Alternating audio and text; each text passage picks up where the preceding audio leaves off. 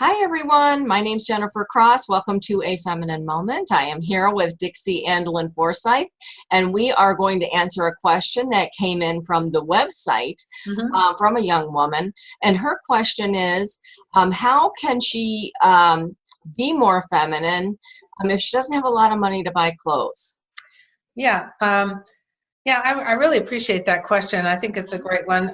Even though she's a teenage girl, it could apply to full-grown women too, same exact thing. Yeah. But there's a lot of things you can put together from what you already have. Some small thing, like I noticed you're wearing a scarf with your outfit. There are small things you can add to something. You could have a T-shirt, for example, and have a fabric flower on you. Now, your style may not be romantic, which is fine. There's other styles, dramatic and classic, and what's the other one? Sporty. These are stuff in the new book. So if you don't know what I'm talking about, you will when the new book comes. But there's different styles that you can wear that different women gravitate to.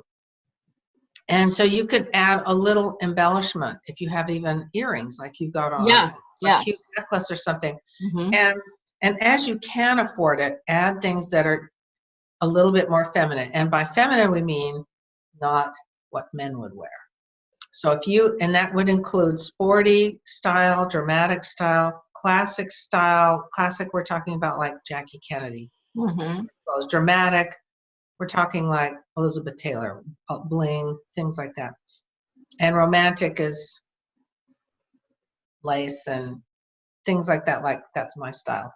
And sporty is more comfortable, close cottons, very comfortable, casual things. But the key to it is to emphasize the differences. And then aside from clothing is only one thing.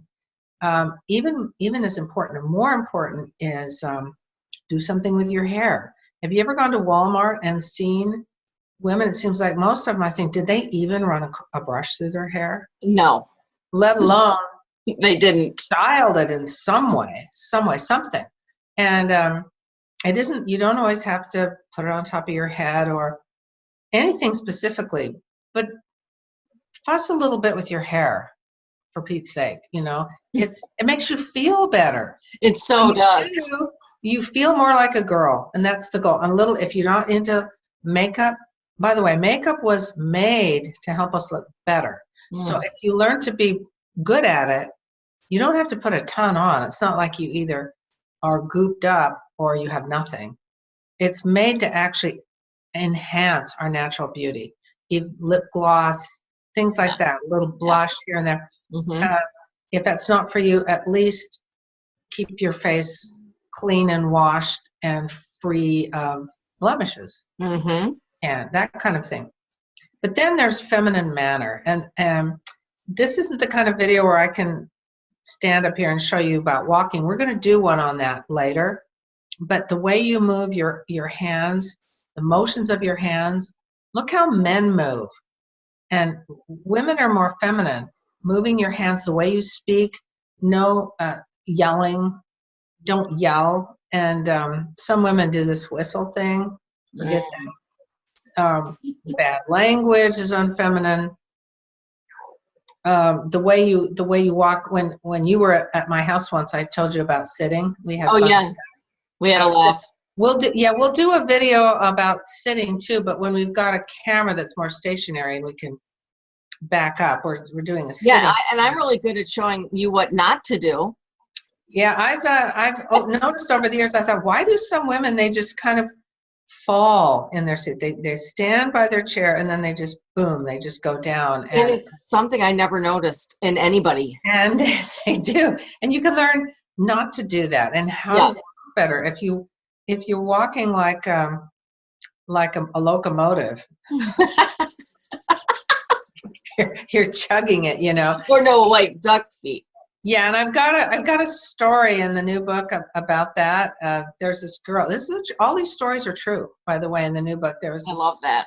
A friend of my son's was going to medical school, and he met this girl online, and she was very charming. She managed to really charm him online, and he decided to fly to where she was and meet her. He was really serious about her. And at the airport, he was looking for. I wonder what she's going to be like. He'd seen a photograph of her, but not her entire body.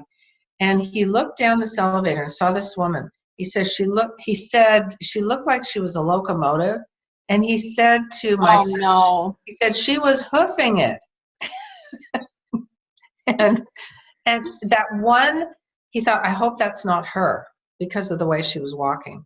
Oh, man. So that didn't entirely end their relationship just because of the way she was walking. There were some other things too, but his first impression of her was, oh no, is that her? Mm-hmm. He was hoofing it, is what he said. So even sometimes the way you walk can make a difference, especially on first impressions.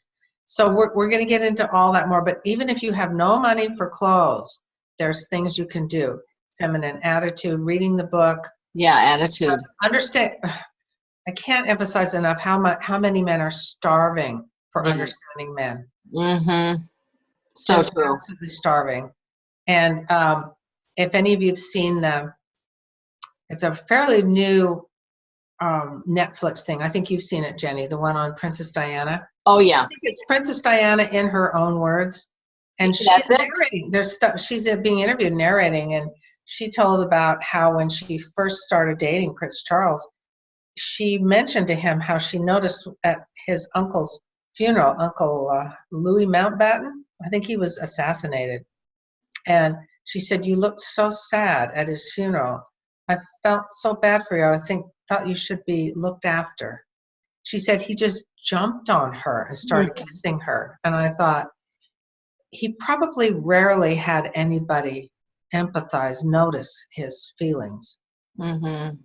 She thought his behavior was totally inappropriate because he just kind of attacked her and started kissing her. He started kissing her?